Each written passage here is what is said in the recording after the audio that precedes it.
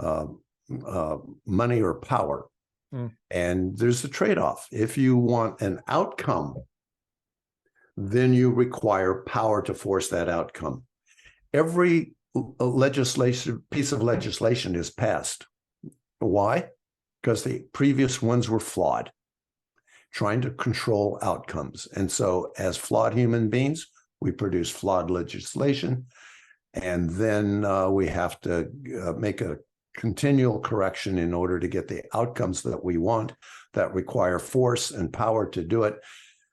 And then people react against it. It gets complex. It's a complex adaptive system that just keeps going wrong. Yeah, I agree with it. And I think you're right. I think that the power dynamics, there's so many things at play here. And I personally believe it's rooted in the word you keep saying, flawed, right? Some people think there's evil in the world, and maybe there is. I couldn't say for sure if there is or isn't. I think it's probably more just our flaws, and it's people that aren't aware of those flaws, or don't acknowledge them, or are blind to them, or whatever. But I want to bring it back to where we started with your values. So given all this, right, given what we're talking about of the obvious flaws that humans have, the necessary evils in some of the systems maybe that we work within, back to your value of trying to make that world a better place. Obviously, the book is part of that. Tie that together for me. Like, what is it that you're hoping to do, given what we're talking about here about money and systems and all that and power dynamics? What is it that you'd like to bring to it? What is it that you think you're bringing to it to help make the world somewhat? Yeah, well, that gets into, as a therapist, what is my invitation to my clients?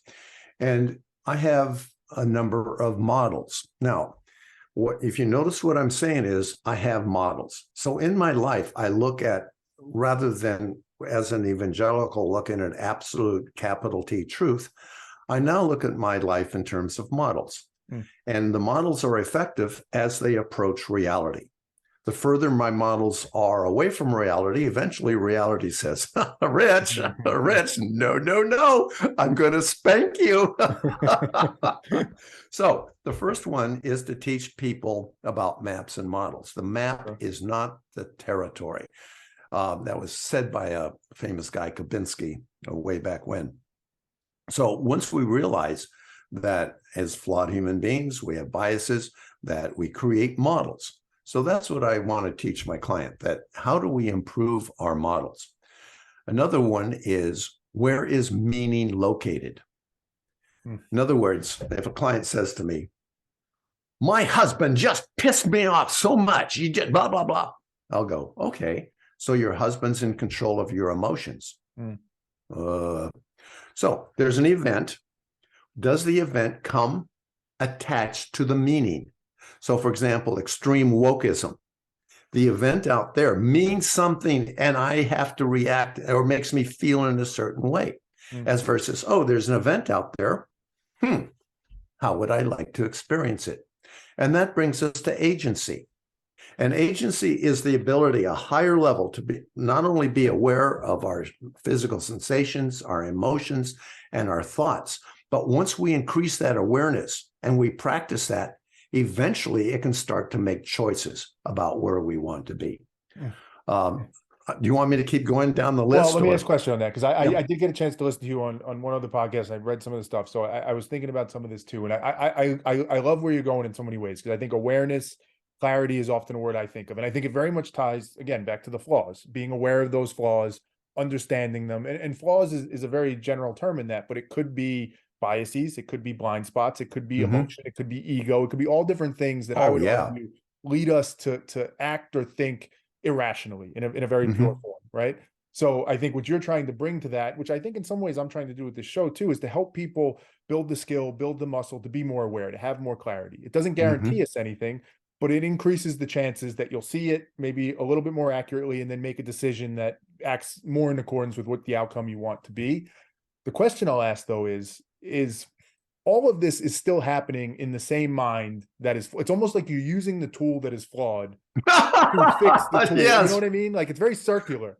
And I find myself thinking about that philosophically a lot. Like, everything you're saying, I think, is right, but is it possible for us to actually overcome this? Or is that just another illusion? I almost think of it sometimes as like our ego is like teasing us, or not even teasing us, tricking us to be like, yeah, look, you could fix it. Just get more aware and everything's fine. But that's just its sophisticated way of keeping us kind of in the dark. Oh my gosh. What do you think of that? Oh, You sure bring up the hard questions, Terry. But you're bringing up the right hard questions. So let me give you an appreciation for that. Yeah. And if we look at human progress, we've done a lot better. And in terms of human transformation, what you're talking about is from the flawed position or from the belief or what I call the context, which includes all the big ball of wax. Can we step out into another context? And this is one of my invitations. So I have a whole bunch of different techniques, but I'll put people in the context, and sometimes I'll have them exaggerated. You really get into it emotionally, physiologically. What thoughts really bring this up? And we'll just go for it. Then I'll have them take a breath and move physically to a new location in the room, and then invite them to a different context and experience that. So which feels better? Now, the challenge we have is that we have survival mechanisms that want to keep us in our current context. For example, I'll give one of my own examples, is that I grew up with a very depressed mother. So I learned how to listen for when she's depressed or happy. And my job was to, even as a kid, to take care of her, to, what can I do to be the nicest kid there is, to really make her happy and whatever. And so that's my survival mechanism. So when I started dating women, if a woman was lovey, soft, kissy, self-reliant, happy on her own, my survival mechanism says, Rich, no.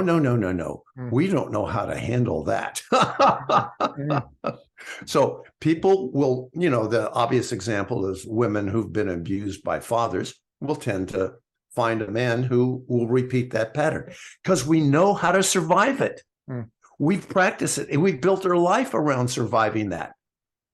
But can we survive something better? So my job is, in terms of transformation, is to tame that survival mechanism, to listen to it, to appreciate what it's done, and then ask it if it wants to improve how it relates.